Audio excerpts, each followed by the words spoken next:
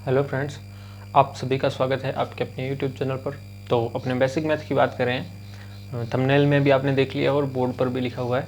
तो पीछे की वीडियो में, लास्ट वीडियो में अपने बात कर रहे थे, सबसे पहले अपने स्क्वायर की बात की थी और एक परिमेय की बात की थी। तो बेसिक मैथ के थ्रू चल रहे, तो डायरेक्ट अपने टॉपिक्स पे ना आने से पहले मैं आपको बहुत सारी कुछ ऐसी बेसिक चीज़ें हैं जो कि अपने को कुछ टॉपिक करने से पहले उनको सीखना पड़ेगा। तो साथ ही साथ में मैं एक एक प्रमेय करवाता जाऊंगा आपको, जिससे कि आपको पक्षांतर और स्क्वायर वगैरह मल्टीप्लाई करना, चर को यानी कि समझने का, चर के साथ में अचर का रिएक्शन यानी कि प्लस माइनस कहाँ होता है, जोड़ घटाव कहाँ नहीं होता है, उन चीज़ों को, और उसके साथ ही साथ चर का जो अपने आप में आपस में जो जोड़ घटाव या जो भी होता है वो कहाँ किस लेवल पर होता है और कहाँ नहीं होता है, इन चीज़ों के साथ साथ में समझते चलेंगे।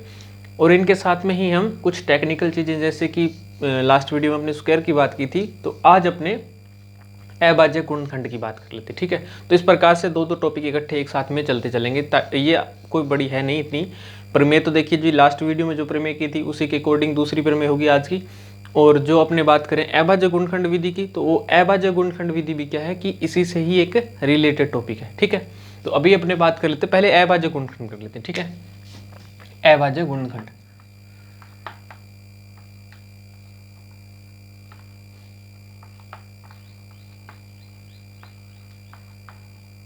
अभाज्य गुणनखंड। अभाज्य का मतलब कौन सा होता है? जिनके अंदर किसी का लास्ट संख्या में जाकर के किसी भी संख्या का अभाज्य का पता होना चाहिए आपको, यानी कि इसमें किसी भी संख्या का भाग न जाए, किसी भी संख्या का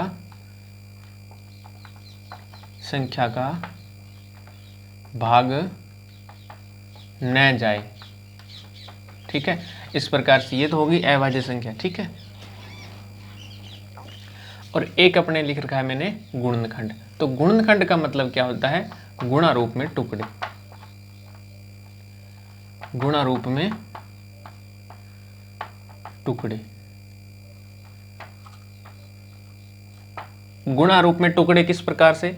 जैसे कि 10 है तो 10 का गुणा रूप में टुकड़े करने हैं अपने को। कौन सी संख्या से होगा? 2 × 5 से। ये एक अभाज्य संख्या है, यानी कि 2 क्या है? एक अभाज्य संख्या ही तो है। कैसे है अभाज्य संख्या? क्योंकि 2 के अंदर 2 के अलावा और किसी का भाग नहीं जाता। अब देखिए, 1 का भाग तो सभी संख्याओं में जाता ही है। जैसे 1 का और 2 का, तो 2 का जरूरी नहीं है, लेकिन 1 का तो सभी संख्या में भाग जाता है। 5 में किसी संख्या का भाग जाता है क्या? नहीं जाता है, लेकिन फिर भी 1 का तो जाता ही है ना। कैसे जाता है कि एक का अपने यहाँ वाली संख्या से क्या करते हैं? गुणा ही तो करते हैं इसका, यानी 5 से गुणा कर दो, 5 × 5। ये लो जी, यहाँ माइनस का निशान होता है, घट गया। इस प्रकार से 1 का तो सभी में भाग जाता ही जाता है, लेकिन एक ऐसी संख्या, एक मतलब कि जिसके अंदर उस संख्या और 1 के अलावा, चलो ये मान लीजिए आप, एक तो वो खुद संख्या और उसके अलावा किसी और संख्या का भी भाग ना जाता हो, ऐसी संख्या क्या कहलाती है? अभाज्य संख्या कहलाती है। तो ये इसके अभाज्य गुणनखंड हो गए कि नहीं हो गए? अब 10 के टुकड़े और कोई हो सकता है क्या? 3 × 3 करके देखोगे तो 3 × 3 = 9 आ जाता है। ठीक है, 4 × 4 करके देखोगे तो कहाँ चला जाता है? 16 पे चला जाता है। 5 × 3 करके देख लोगे तो 15 आ जाता है। अच्छा, 4 × 2 करके देख लोगे तो 8 आ जाता है। 3 × 2 करके 6 आ जाता है। तो इस प्रकार से टुकड़े क्या हो जाते हैं? इसके सिर्फ 2 ही टुकड़े, ये एक ही टुकड़ा है टुकड़ा करने का। ये तो कर लिया अपने। सपोज दैट कि अपने को 625 का टुकड़ा करना है। क्या जैसे अपने 10 का कर लिया टुकड़ा, या फिर 9 का कर लिया जैसे अपने टुकड़ा, 4 का कर लिया अपने टुकड़ा, 2 × 2, 3 × 3, ठीक है, 6 का कर लिया 3 × 2, तो क्या उसी प्रकार से 625 का अपने कर सकते हैं क्या? 625 का जिस प्रकार से आसानी से अपने 10 का कर लिया है एक अभाज्य गुणनखंड, क्या उसी प्रकार से 625 का कर सकते हैं? नहीं कर सकते, नहीं कर सकते ना, कभी नहीं कर सकते। अभाज्य गुणनखंड का मतलब तो समझ गए ना, जिसके अंदर कोई सा भी भाग नहीं जाता है। ऐसे टुकड़े, ऐसे गुणनखंड का मतलब गुणा रूप में टुकड़े, ऐसे गुणा रूप में टुकड़े करने हैं जिसके अंदर उस संख्या का अलावा और किसी संख्या का भाग नहीं जाता है। अब ऐसे नहीं कर सकते अपने, इसको यहाँ पर 6 नहीं लिखेंगे, यहाँ पर 6 नहीं लिखेंगे। ये 30 आ रहा है ना, जैसे 30 का होता है ना, 30 जैसे होता है 30 होता है ना, 30 का, तो अब अपने 30 को ऐसे कभी नहीं लिख सकते। 30 को लिखने का ये तरीका नहीं है। 30 को लिखने का सही तरीका क्या है अभाज्य गुणनखंड के रूप में? 30 को लिखने का सही तरीका क्या, वो देखते हैं अपने। 30 को लिखने का सही तरीका, मैं इसको साफ कर रहा हूँ, आपको समझाने की कोशिश कर रहा हूँ। ठीक है, थोड़ा गौर से देखिएगा, समझ में आ जाएगा। ठीक है, तो जैसे 30 को गुणा रूप में टुकड़े करने का सही तरीका क्या है भैया? 2 का भाग देंगे सबसे पहले, तो यहाँ आएगा 15, फिर 2 का जा रहा है क्या, 15 में 2 का भाग तो जाता नहीं है, किसका जाएगा, 3 का, तो 3 का भाग देंगे तो कितना आएगा, 5। अब 5 के अंदर किसका भाग जा रहा है, 5 एक अभाज्य खुद अपने आप में एक क्या है कि अभाज्य संख्या है, ठीक है। इसके अंदर एक 5 का और 1 के अलावा और किसी का भी भाग नहीं जाता है। अभाज्य कैसे है, अभाज्य से इसमें एक तो 1 का भाग जा रहा है और एक खुद 5 का जा रहा है, इसके अलावा इसमें किसी और संख्या का भाग नहीं जा रहा, तो ये क्या है कि अभाज्य संख्या हो गई। तो यहाँ पर 5 में किसका भाग जाएगा, 5 का ही भाग जाएगा। यही अभाज्य गुणनखंड है। यानी कि इसमें सबसे पहले क्या करना होता है, देखना होता है कि सबसे पहले 2 का भाग देना है अपने को। किसका भाग देना होता है, कोई भी संख्या जैसे यहाँ पर लिख दी ना अपने, जैसे मैं आपको, ये तो मैंने बताया है, समझाया नहीं है अभाज्य गुणनखंड आपको, ठीक है ना, जैसे मैंने ये अपने तरीके से बताया। तो ये हो गया 30 का अभाज्य गुणनखंड। यानी कि अपने इसको ऐसे नहीं लिखा ना, और भी तरीके हैं इसको लिखने के, 30 को लिखने के, लेकिन यही क्यों लिखा है, क्योंकि ये अभाज्य संख्याएं हैं। तो अभाज्य गुणनखंड इस प्रकार से होते हैं, ठीक है।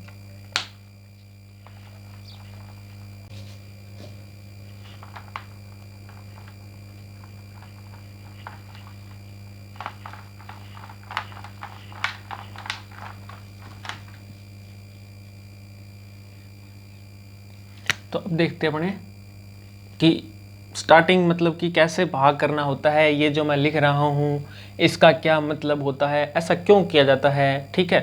ये तो मैंने बता दिया है क्यों किया जाता है, क्योंकि गुणा रूप में अभाज्य गुणनखंड के टुकड़े किए जाते हैं किसी संख्याओं के गुणात्मक मान को लिखने के लिए, ठीक है। और इनकी ज़रूरत कहाँ पर पड़ती है, जैसे कि एलसीएम डिवाइड, जैसे कि ये 2 संख्याएँ हैं, जैसे कौन सी संख्याएँ हैं, जैसे मान लीजिए आपने 2/3 + 4/5 को ऐड करना है, जोड़ना है। डायरेक्ट आप इनका ऐड कर नहीं सकते, कैसे करोगे ऐड, तो अपने सबसे पहले जैसे एलसीएम लेना होता है ना, तो एलसीएम कैसे लेते हैं इनका, ऐसे लेते हैं एलसीएम, 3 और 5 को एक साथ में लिख लेते हैं, ठीक है। ऐसे एलसीएम लेके वो बाद में करते हैं, पहले अपने ये इससे स्ट्रक्चर को समझते हैं कि कैसे करना है, ठीक है ना, फिर आगे की शुरुआत करते हैं। तो सबसे पहले अपने देखिए, जैसे कोई भी संख्या होती है, एक मैं सबसे छोटी से छोटी संख्या ले लेता हूँ, ठीक है ना, चाहे सबसे छोटी से छोटी संख्या होगी तो आपको सीखने में आसानी होगी, ठीक है। 4 ले लेते हैं, 6 ले लेते हैं। अब अभाज्य संख्याओं के तो अभाज्य गुणनखंड हो नहीं सकते हैं, जैसे 3 है तो ये तो अपने आप में एक अभाज्य संख्या ही है। अगर इसके साथ में एक अभाज्य संख्या गुणनखंड करना है तो इसके साथ में 1 लगा दो, 3 का 1 के साथ में मल्टीप्लाई करेंगे तो कोई फर्क पड़ेगा क्या, 3 का 1 के साथ में मल्टीप्लाई करेंगे तो कोई फर्क पड़ेगा क्या, नहीं फर्क पड़ने वाले। क्या आएगा, 3 एकम 3 होता है। 2 का 1 से कर लो 2 आएगा, 3 का 3 से कर लो, 4 का तो होता है भैया, मैंने कह ही दिया है। 4 का 5 का करके देख लो, नहीं होता है ना, 5 का 5 आता है, 6 का लिख दिया मैंने। 7 का करके देख लो किसी और संख्या के साथ में, मतलब 7 का अभाज्य गुण 7 में डिवाइड जाता है क्या, भाग जाता है क्या किसी संख्या का, नहीं जाता है। मैंने 6 लिख दिया, उसके बाद में 8 लिख दिया, यानी अभाज्य संख्या ही मान लीजिए आप, ठीक है। अभाज्य संख्याएं और विषम संख्याएं, विषम संख्या पता है आपको क्या कौन सी होती है, विषम संख्या, विषम संख्याएं वे संख्याएं होती है जिसमें 2 का भाग पूरा पूरा नहीं जाता है, जिसमें 2 का भाग, जिन संख्याओं में लिख लेना है ऐसा, जिन संख्याओं में 2 का भाग नहीं जाता, जिन संख्याओं में 2 का भाग पूरा पूरा नहीं जाता, भाग पूरा नहीं जाता, पूरा नहीं जाता या पूरा पूरा नहीं जाता। अब पूरा पूरा से मतलब क्या है, पूरा पूरा का मतलब हो गया, जैसे 2 का भाग दे रहे अपने ना 5 में, तो क्या आएगा, 2 दूना 4 आएगा, एक शेषफल बच रहा ना, ये भाग क्या पूरा नहीं जा रहा है। और पूरा जाने का मतलब क्या हो गया, जैसे मैं 4 में भाग दे रहा हूँ तो 2 का 2 से मल्टीप्लाई करेंगे तो 0 आ गया, ऐसे 8 में। ये विषम संख्याएं होगी, और ये विषम संख्या कौन सी होगी, 5 विषम संख्या होगी, 3 में नहीं जाता, 7 में नहीं जाता, 9 में भी नहीं जाता, ये तो विषम संख्या वैसे, लेकिन ये विषम संख्या होने के साथ में एक भाज्य संख्या है। भाज्य कैसे है, भाज्य यानी कि जिसमें किसी संख्या का भाग जाता हो, जिसमें किसी संख्या का भाग जाता हो, कोई भी संख्या हो सकती है, जैसे 3 का भाग जा रहा है, इसमें है विषम लेकिन भाज्य है। विषम का मतलब जिसमें 2 का भाग नहीं जाता। 9 विषम संख्या है लेकिन एक भाज्य संख्या है, कैसे है, क्योंकि इसमें 3 का भाग जाता है, 3 तिया 9 होता है, ठीक है ना। तो इस प्रकार से ये आपके बात समझ में आ गई होगी, सम विषम की और ये मैंने क्या विषम संख्या सही लिखा ना, सही लिखा है, ठीक है। सम संख्या की, विषम संख्या की, भाज्य संख्याएं और अभाज्य संख्याएं, अभाज्य संख्याएं ये रही, ठीक है। सम विषम का भी समझ में आ गया होगा। अब बात करते हैं अपने आगे। तो ऐसे 8 9 हो गई, फिर 9 में भाग जाता है, फिर 10 में भी जाता है, 11 में जाता है क्या, किसी भी संख्या का 11 में भाग नहीं जाता है, 11 का जाता है और 1 का जाता है, फिर 12 में, इस प्रकार से। तो अपने इनका रेगुलरली करके देख लेते हैं। तो सबसे पहले अभाज्य गुणनखंड करने के लिए अपने को इसमें लिखना होता है ऐसे, भाग में तो अपने को क्या करना होता है, ऐसे लिखना होता है ना, जैसे 4 में भाग देना तो ऐसे लिखना है। इसमें ऊपर वाली भी लाइन हटा दो, इसको भी हटा दो, क्योंकि भाग लंबा चलने वाला है, गुणनखंड करने, गुणा रूप में टुकड़े करने, इसलिए अपने इसको लाइन को नीचे खींच लेते हैं ऐसे, ठीक है ना। और यहाँ पर कर लेते हैं अपने जो डिवाइड आ जाएगा, ठीक है, भाग जो आएगा, भागफल जो आएगा, भागफल, भागफल कौन सा होता है, भागफल ये भागफल होता है, और ये होता है शेषफल। भाज्य भाजक, इस प्रकार से, ठीक है ना। ये मैंने लिख दिया भाजक, भाजक शायद अंदर वाला होता है, इसमें मेरे को थोड़ा कंफ्यूजन है, भाजक शायद ये होता है भाजक और ये भाज्य, ठीक है। उसमें ऐसे कर लेना है, भाज्य भाज्य को छोड़ो एक बार, अपने सबसे पहले इस पे फोकस करो, भागफल, भागफल आएगा ना, उसको यहाँ पर लिखना है अपने, ठीक है ना। भागफल इसको यहाँ पर लिखना है, जैसे कि अब इसमें भाग किसका देना होता है, ये भी कंफ्यूजन रहता है कि भाग सबसे पहले किसका देना होता है। तो सबसे पहली बात तो भाग 1 का तो देंगे ही नहीं, 1 का भाग तो देंगे ही नहीं। इसमें सबसे पहले शुरुआत करनी है, वो कहाँ से करनी है, 2 से शुरुआत करनी है, सबसे पहले 2 से शुरुआत करनी है। जैसे मैंने 2 से शुरुआत कर दी, तो 2 का अगर पूरा पूरा भाग जाएगा फिर तो मैं यहाँ लिख दूंगा भागफल, अगर नहीं जा रहा है तो फिर मैं आगे वाली संख्या जिसका उस संख्या में पूरा का पूरा भागफल जा रहा है, शेषफल 0 बच रहा है, शेषफल इसमें हमेशा 0 बचने वाला है, शेषफल हमेशा इसमें 0 बचेगा। जैसे कि 4 में 2 का भाग दे रहा हूँ मैं, 2 का भाग दे रहा हूँ ना, तो कितना आएगा, 2 दूना 4 पता है मेरे को, होता है, ठीक है, इतना तो आता ही है ना। तो शेषफल कितना आ रहा है यहाँ पर, शेषफल कितना बच रहा है, कुछ नहीं बच रहा, 0 बच रहा है, ठीक है। तब तो मैं भागफल कहाँ का लिख दूंगा, भागफल आ गया नहीं, भागफल को मैं यहाँ लिख दूंगा, जितना आ रहा है उतना लिख दूंगा, ठीक है, जितना आ रहा है भागफल को उतना लिख दूंगा, भागफल यानी ये वाली संख्या, इसको लिख दूंगा मैं यहाँ पर, ठीक है। अगर भागफल शेषफल 0 नहीं आता तो मैं क्या करता, शेषफल 2 नहीं आता, 0 नहीं आता तो मैं क्या करता, ये मैं आपको यहाँ बता देता हूँ। जैसे मैंने करना है 9 में, ठीक है, क्योंकि आप समझ लीजिए एक बार इसको, ठीक है। जैसे 9 में मैं भाग कर रहा हूँ, 9 में क्या कर रहा हूँ मैं, 2 का मैंने भाग दे दिया, 2 दूना 4, 4 दूना 2 दूना 4 क्या, 2 के पहाड़े में 2 4 6 8 8 8 आता है, ठीक है, भाग तो करना आता ही होगा आपको। तो 8 आता है, तो 8 में अब ज़्यादा करूँगा तो मैं 5 से मल्टीप्लाई करूँगा तो 5 दूना 10 हो जाएगा, 10 तो 9 में से घटता नहीं है, तो इसलिए मैं क्या लूँगा यहाँ पर, 8 ही लूँगा ना, भाग कर रहा हूँ मैं, ठीक है। तो 9 में से 8 का क्या बच गया, 1 बच गया शेषफल। अब क्या मैं इसमें भागफल यहाँ पर 4 लिख दूंगा, नहीं लिखूंगा। क्यों नहीं लिखूंगा, क्योंकि ये भाग पूरा नहीं जा रहा, पूरा नहीं जा रहा है, तो क्या भागफल मैं यहाँ लिखूंगा, नहीं लिखूंगा। क्यों नहीं लिखूंगा, क्योंकि भागफल नहीं आ रहा है, शेषफल बच रहा है 1, भाग पूरा नहीं जा रहा है। और पॉइंट्स में अपने इसको करना ही नहीं होता है, पॉइंटों में नहीं करना होता है इसको, कहीं पे मैं पॉइंट लगा के 0 लिख के 5 का भाग दे दूं 4.5, ऐसा नहीं होता है। यहाँ पर पूरा भाग देना होता है, क्योंकि अपने को अभाज्य गुणनखंड करने हैं, ठीक है, टुकड़े करने हैं अपने को। तो अब क्या करूंगा मैं, 2 का नहीं दूंगा, मैं क्या करूंगा, भाग पूरा 2 का नहीं दूंगा। यहाँ पर मैं कितने का भाग दूंगा, 3 का दूंगा। 3 का गुण भाग करूंगा तो कितना आएगा, 3 का 3 से गुणा करते हैं तो अपने 3 3 9 होता है, ये तो अपने को पहाड़े आते हैं, ठीक है ना। तो 3 का यहाँ माइनस का निशान लगता है भाग में, 9 में से 0 गया, तो यहाँ पर कितना लिख दूंगा मैं, 3 लिखूंगा। और यहाँ पर कितना लिखूंगा, भाग किससे दिया मैंने, 3 को, जिससे भाग दे रहा हूँ मैं वो उसको यहाँ पर लिखना है, और जो भागफल आ रहा है उसको नीचे लिखना है, भागफल को नीचे लिखना है, भागफल को नीचे लिखना है, भागफल को नीचे लिखना है, याद रखना, भागफल को कहाँ लिखना है, नीचे लिखना है। ये भागफल है, भागफल, ठीक है, तो इसको मैंने कहाँ लिखा है, नीचे लिखा है। अब यहाँ पर भागफल कितना आ रहा है, 2 आ रहा है ना। अब सेम वही दोबारा से, ये जिस कैटेगरी में खड़ा था उस कैटेगरी अब ये आ जाएगा, कैसे आ जाएगा, सबसे पहले मेरे को इसमें भी 2 का ही भाग दे के देखना होता है, ठीक है। सबसे पहले मेरे को यहाँ पर भी 2 का ही भाग दे के देखना होता है। 2 का भाग 2 में जाएगा, सीधी सी बात है, 2 का 2 में भाग जाएगा तो क्या आएगा, 1 आएगा, 1 आएगा। तो 2 का 2 में भाग, अब आगे इस बात से कोई फर्क नहीं पड़ता है, आगे पहली वाली कंडीशन से कोई फर्क नहीं पड़ता है, ये तो अपने टुकड़े कर रहे हैं, इसलिए 2 आए 3 आए 4 आए कोई चक्कर नहीं है, आने देना। जैसे यहाँ 2 आप सोचोगे कि सर फिर ये 2 से ऐसे करना पड़ेगा क्या, करना पड़ेगा, ये तो कोई दिक्कत नहीं, लेकिन जहाँ एक आ जाए ना ये वहाँ पर ख़त्म हो जाता है। जहाँ एक आ जाए तो क्या 3 में भी ऐसे भी करना पड़ेगा अपने को? ऐसी कंडीशन कभी होती तो नहीं है कि 3 का 3 से ऐसे निकालना गुणनखंड। अब 3 का 1 से क्या निकालोगे इसका गुणनखंड? ये तो अपने आप में गुणनखंड है, ये तो अपने आप में ही एक गुणनखंड है। यहाँ तक इस कंडीशन में आपको हर एक क्वेश्चन को, जैसे 10 है ना, तो उसको भी लास्ट में 2 into 1 या 3 into 1 या 4 into 1 वाली कंडीशन में लेके आना है। यहाँ पर कुछ भी हो सकता है, अनंत, 0 से लेकर अनंत तक कोई भी संख्या हो सकती है, लेकिन हर संख्या को into 1 वाली कंडीशन में लेके आना है। कैसे लेके आना है देख लीजिए आप। यहाँ पर 2 में 2 का भाग गया, कितना आया? 1। अब 1 में कितने का भाग दोगे आप? 1 में किसी और संख्या का भाग जाता ही नहीं है, 1 का ही जाता है, तो 1 का 1 में भाग दो, कितना आ जाएगा? 1।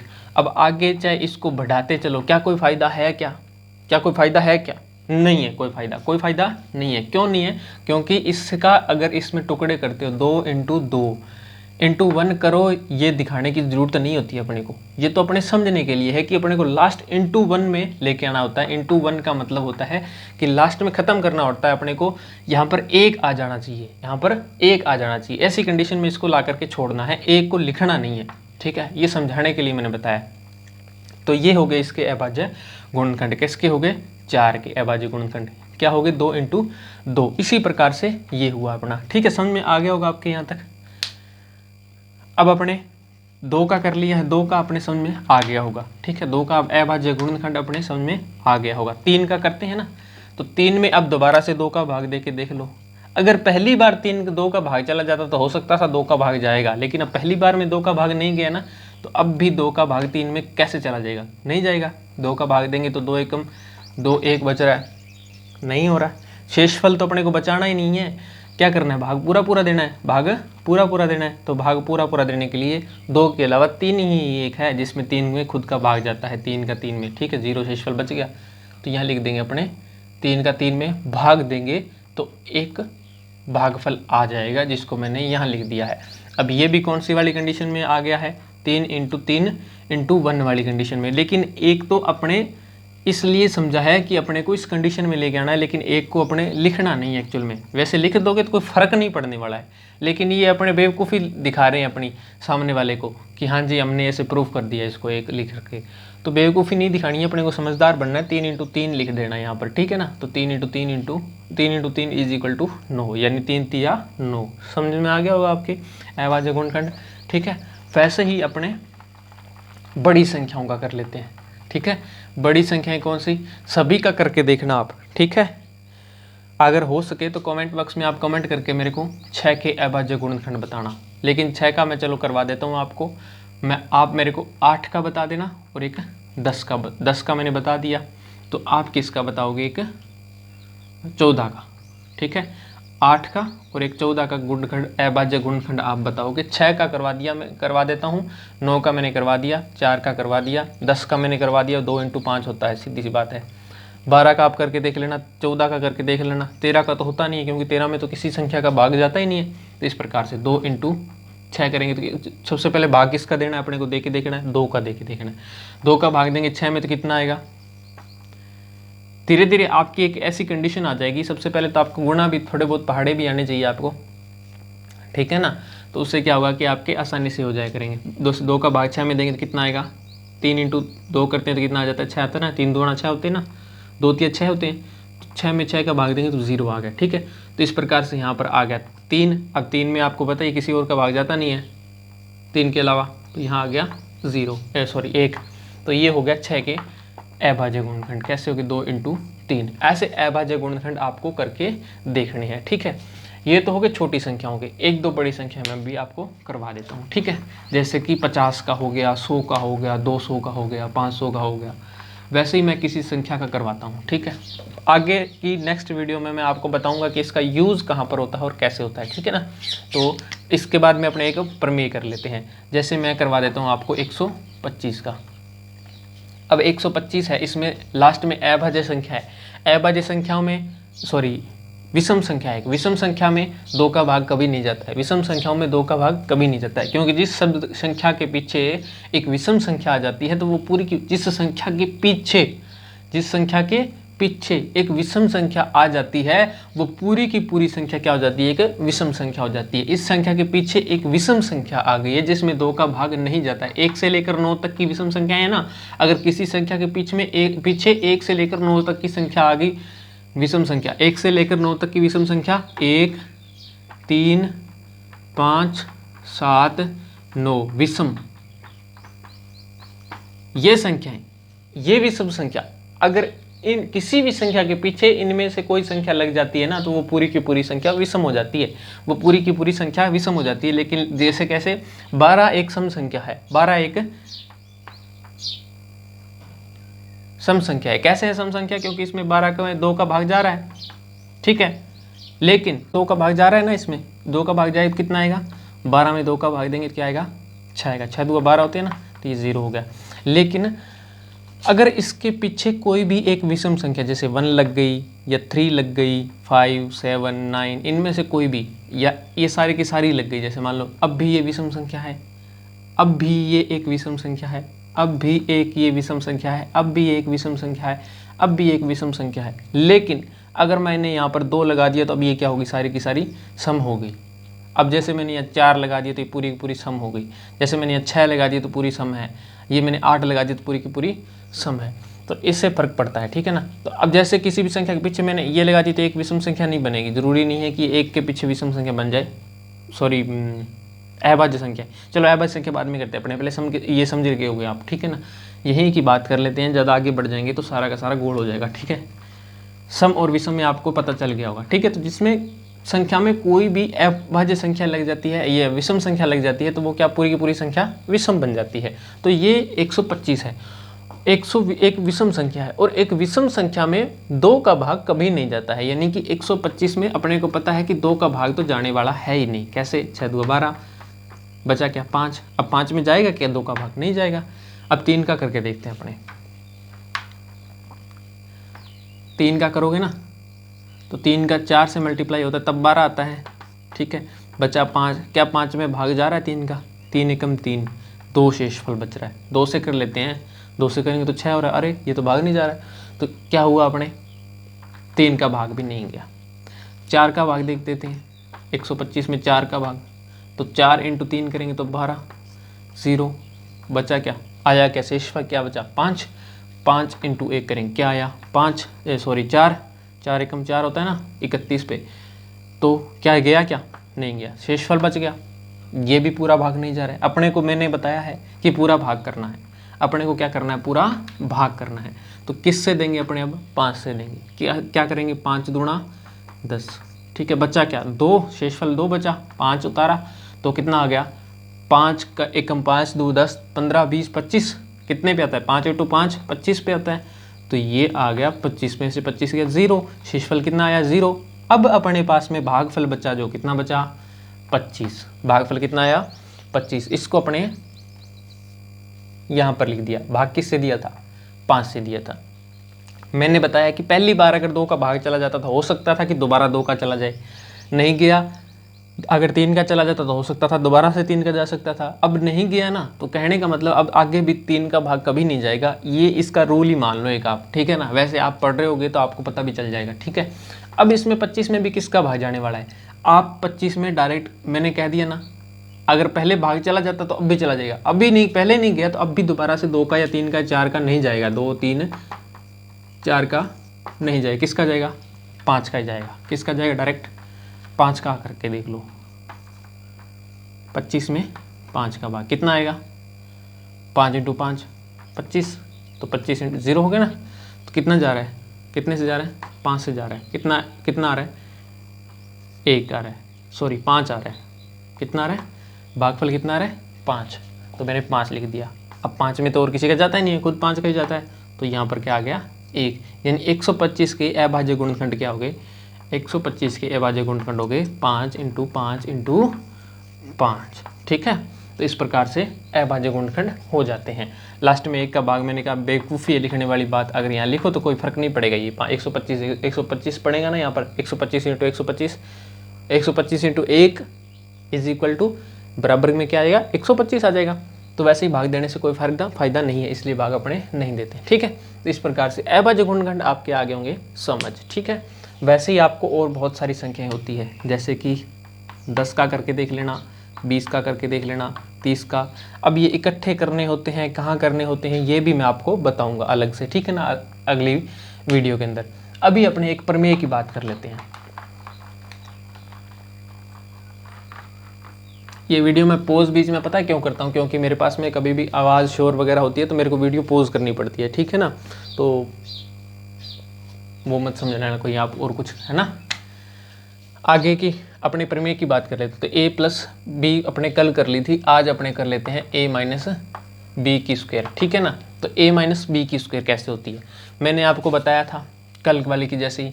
कैसे लिखना होता है इसको, a माइनस बी है यानी कि इस संख्या का उसी संख्या से दोबारा गुणा करना होता है, उस संख्या का उसी से 2 बार गुणा, उस संख्या का उसी से 2 बार गुणा करना होता है। तो यानी ए बी में आपस में मल्टीप्लाई करना है। ठीक है, तो अब कैसे करेंगे ए बी का ए बी से, सबसे पहले ए का गुणा कर लेंगे। ब्रैकेट का मतलब गुणा ही होता है, ब्रैकेट के अंदर कोई संख्याएं हैं, यहाँ पर कोई निशान नहीं है।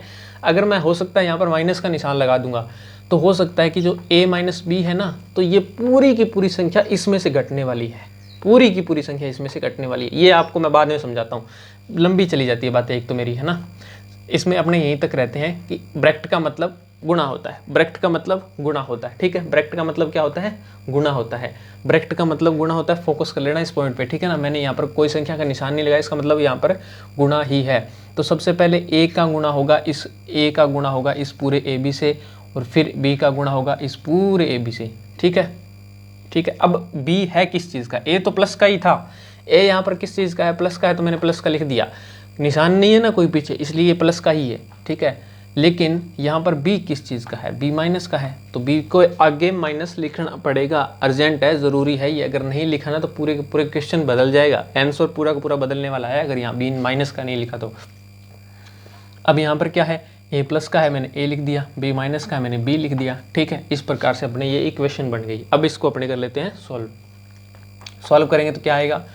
ठीक है, क्या आने वाला है, a का a से मल्टीप्लाई, a इंटू a, फिर प्लस का निशान, प्लस का, a किसका है, प्लस का है, फिर इनके बीच में किस चीज़ का है संबंध, क्या है, मल्टीप्लाई का। b किसका है, माइनस का है, तो माइनस का देख देख कर लिखा करो, जो है ना वही वैसा का वैसा लिखा करो, इसको समझ लो बात को ना।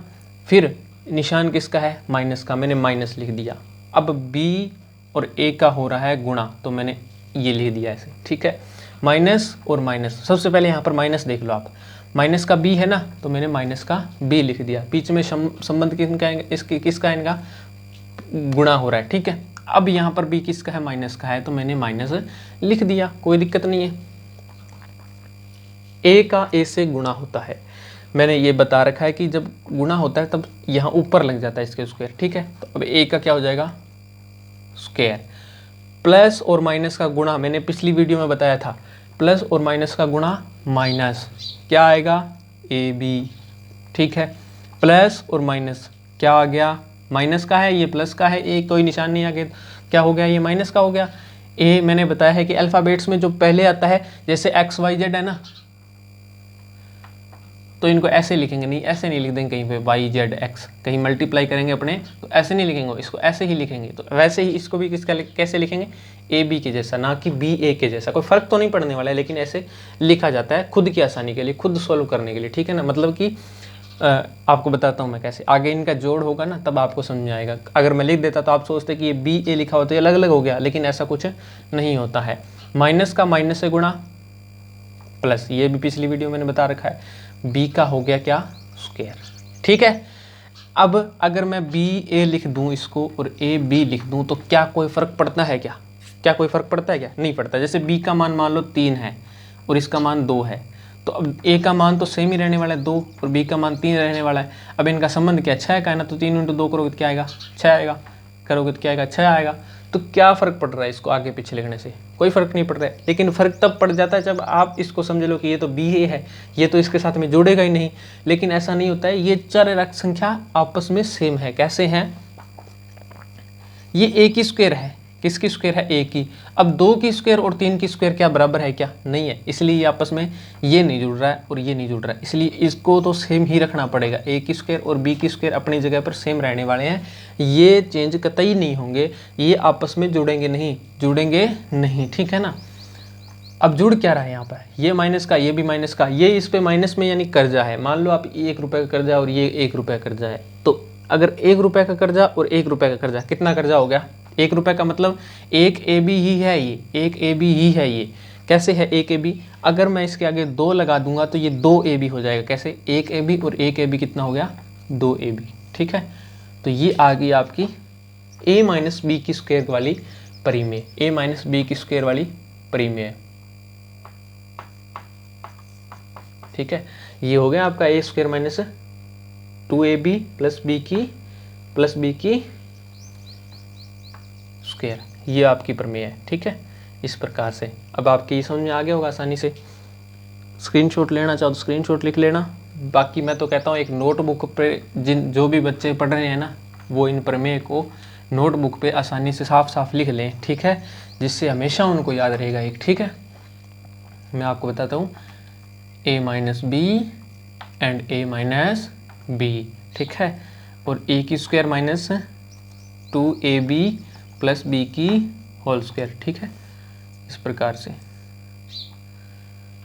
अब आपके समझ में आ गया होगा आसानी से। तो बाकी अपने बात करते हैं नेक्स्ट वीडियो के अंदर, और जो भी कोई क्वेश्चन वगैरह होते हैं तो वो कमेंट कर दिया करो और वीडियो को शेयर कर लिया करो, ताकि अगर किसी और भी बच्चे की कोई दिक्कत हो तो उसके भी समझ में आ जाए। और चैनल पे बने रहिएगा। मैथ के सारे जो भी टॉपिक्स अगर आपको नहीं आते हैं आप अपने हिसाब से कमेंट कर देना, बाकी मैं तो जो करवा रहा हूँ वो करवा ही रहा हूँ, ठीक है, करवा दूंगा लगभग सारे के सारे टॉपिक्स आपको, और मैथ में कभी भी आपको कोई दिक्कत नहीं आएगी, ठीक है। तो मिलते हैं अपने नेक्स्ट वीडियो में।